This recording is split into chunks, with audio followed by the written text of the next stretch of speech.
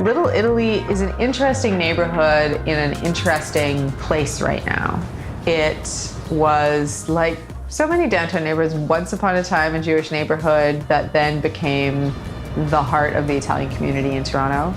To this day, proliferation of Italian restaurants, many of which have been there for a number of decades. And then also A3, which we visited, which is a new addition to the neighborhood and definitely part of a bit of a new school style of restaurant. My name is Rocco Agostino. We're here at A3 Napoli.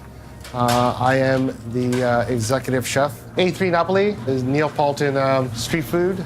We basically took an experience that we've enjoyed in the past in traveling to Naples and exported it and brought it here to Toronto. When I think of street food, I think of Singapore or like Mexico. I don't really think of Italy and street food. Well, so you haven't been to Naples. Yeah, I don't know what I'm talking about. That's why I mean, it's basically their snack food. You walk down the street, there are restaurants, there are shops, and they're all set up similarly with little finestrinas, and they're filled with different types of foods. It's a mix of fried items, a mix of pizzas, in a variation of ways done differently.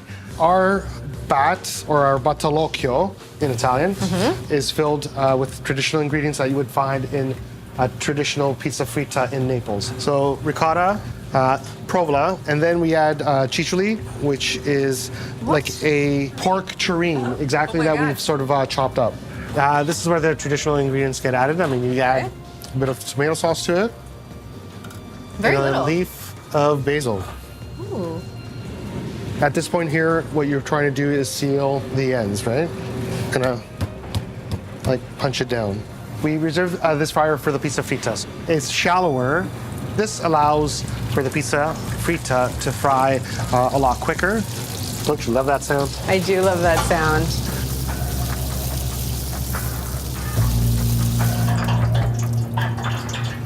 Oh my goodness. Whoa. That's the bat. There you go. That's, just a light snack for one, obviously. I'm not saying we should always fry pizza, but it's like a nice alternative. Toronto, for example, was never as cosmopolitan as it is now. So what happened was that basically two huge migrations, if you will, broke the back of that provincialism, if you will, narrow-minded view of the world in some ways. It's really best the Italian and the Jewish community. Or the original migrations used to be the old ward, which is basically where the hospital, University Avenue, it used to be in that area there. So St. John's Ward kind of begins to develop in the 1840s. It was originally called Macaulay Town. It was Toronto's first suburb. Towards the end of the 19th century, it became an area where a lot of immigrants from Italy, from Eastern Europe, from China began to settle. These were primarily economic migrants, and they were primarily around Chestnut Street, Center Avenue, Edward Street. So just a little bit west of where the bus station is. And that's the first Little Italy in Toronto. But that area got, bulldozed, changed, and they migrated to this area, which isn't too far. And the reason they came in this area is because they had all the support services. Don't forget, these people who didn't speak English, So therefore, in order to find out anything, they had to go where the support services were. Where was the local church, that, and the priest will hopefully provide some services in Italian. Where were the local stores? I remember hearing stories that people couldn't find places to buy spaghetti, and an Italian without pasta is like a person without a soul, as far as. Toronto, at the time when there was Italian immigration, was not a very kind of tolerant, sort of outward-looking city.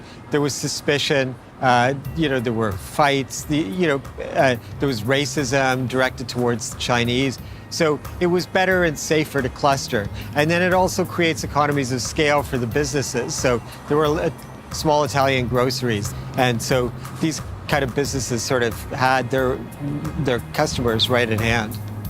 you know, the restaurants they were opening and the places, the food that they were doing, it was food that they were comfortable with, and that sort of rang true to what they were doing back home, so that they felt comfortable, right? And as the years progress, I mean, I think it's coming full circle where we're starting to remember those traditions and we're starting to bring those back because we miss them. Yeah, so the other restaurant that we went to in Little Italy is, you know, not the polar opposite, but in a way, just a very different, it was sort of the polar opposite. It was a very different style of restaurant. They're family run. The mom is the chef. I think both of her sons work in the restaurant, one of whom was cooking with her. The dad was doing all of the cured meats, which were incredible, in this totally awesome, creepy basement curing room, which had to be, you know, kept at, you know, special degrees of humidity and temperature. So we built this room and it's all insulated. Everything is insulated. And we put in an air conditioner to mimic what it would be like in a cave. Actually, my dad moves everything around down here. He comes here every morning, right, and that's what he does. Lifts them up or lowers them. He puts more water on the floor So if he needs. he's into it too? Oh, yeah. He cures them, basically. And who taught him? Well, I guess, I don't know. That's a good question. I never Yes, asked you him did. that. Yeah. My grandfather used to make all this stuff. He still makes it. Even now, he's 88 years old. He can't see anymore, and he still makes it. So I go give him a hand now. I've been helping him since I was little. So, yeah, so he taught me how to make it all. I heard you were curing, but I didn't really give it all that much thought. And Yeah. now that we're in this room, I'm like genuinely really excited Oh, about good. this.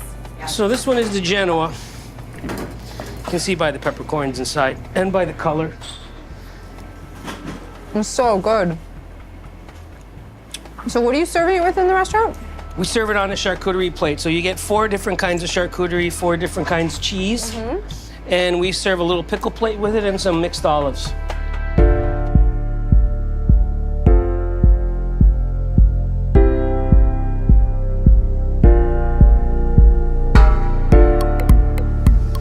That smells amazing. What is that large, gorgeous thing? This is a half a lobster tail, Oh, you don't say. 2 shrimps, and some king crab.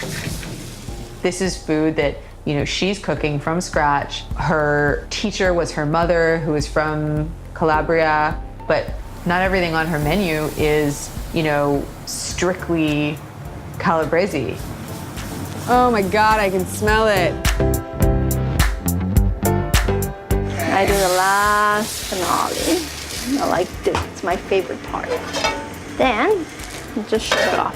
That looks like Fettuccine. fresh. Fresh fettuccine. Homemade. Yes. We have our special recipe. It's whole eggs Okay. and semolina and a little bit of water. See, at this point, my seafood is all beautiful. It's ready. So is this a Calabrian dish? No, that's my own dish. Really? After so long, then you know, you have your own way of doing things. Okay. And this is my own. That's why I call it marinello. It's my own, it's my own technique. Which my is your own full sauce. name? Yeah. Okay. It's not a saucy dish. The noodles get coated with that beautiful sauce. Oh, that's gorgeous. And this is what people want the most. This is our most popular dish.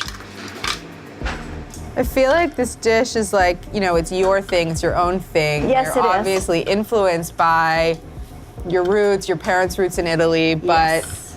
this is you. So this is our pasta.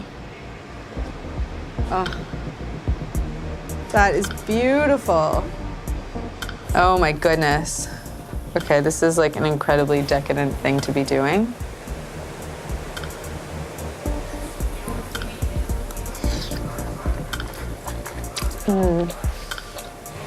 Thank you. What an experience to watch somebody eat my food and loving it. Sheer numbers opened it up for everybody else too. People are different and it's okay, you know. As a matter of fact, it's interesting. Then you open it up for everybody else. Doesn't matter which corner of the world you come from. That's the Toronto experience. But if that migration had not occurred in the huge numbers that it did, you know, Toronto would not be Toronto.